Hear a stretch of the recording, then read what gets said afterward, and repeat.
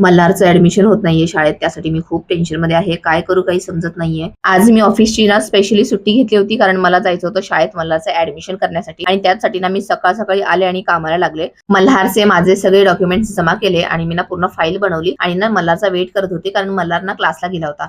थोड्याच वेळात मल्हार आला, त्याला थोडंसं फ्रेश केलं, मी पण फ्रेश झाले आणि मम्मी, मी आणि मल्हार आम्ही निघालो स्कूलसाठी. एटीएम मधनं फीस काढली मल्हारची आणि आम्ही शाळेत गेलो. शाळेत गेल्यावर टीचरांनी सांगितलं की मल्हारचे डॉक्युमेंट इनकम्प्लीट आहे, म्हणून त्याचं ऍडमिशन आज होणार नाही. 2-3 डॉक्युमेंट्स आहेत ते तुम्हाला जमा करून परत यायचं आहे ऍडमिशनसाठी, तेव्हा तुमचं ऍडमिशन होणार. आता माझा मूड ना पूर्ण ऑफ झाला होता, कारण मी यासाठी सुट्टी घेतली होती आणि तेच काम नेमकं झालं नाही. मग आता काय करू याचं टेन्शनच होतं. आता सुट्टी घेतलीच होती तर बाकीचे पण कामं होते, ते म्हटलं तर चला तेच करून घेऊया.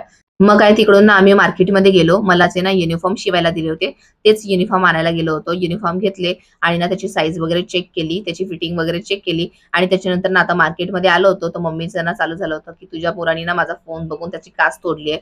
मग काय फोनचं शॉप बाजूलाच होतं, म्हणून तिच्या फोनला, माझ्या फोनला कव्हर घेतले, मम्मीच्या फोनला काच वगैरे लावले आणि तिथून ना आम्ही निघालो बाहेर. आता बाहेरच ना आम्हाला एक स्नॅक सेंटर दिसलं. मग काय तिथे थांबलो आणि थोडासा ना नाश्ता वगैरे केला आणि त्याच्यानंतर आम्ही घरी आलो. आणि इकडे ना काय चाललंय माहितीये का, मल्हार ना मम्मीची साडी घेऊन तिला घरात खेचून आणतोय, कारण माझ्या मम्मीची सवय आहे कुठूनही आली ना पहिला आजूबाजूच्या ज्या मैत्रिणी आहेत ना त्यांच्यासोबत गप्पा मारत बसते 10-15 मिनिटं आणि त्याच्यानंतर ती घरी येते. आणि हीच गोष्ट माझ्या मल्हारला अजिबात आवडत नाही. घरामध्ये एंट्री केल्या केल्या ना मम्मीला एक मोठा सरप्राईज भेटलाय, ते म्हणजे की आता घरात एक थेंब पाणी नाहीये. पूर्ण टाकी आमची खाली झालेली आहे, कारण माझा मोठा भाऊ आहे ना कामाला जाताना बेसिंगचा नळ चालू ठेवूनच गेला, तो बंद करायचा विसरला आणि त्यामुळे पूर्ण पाणी संपलं.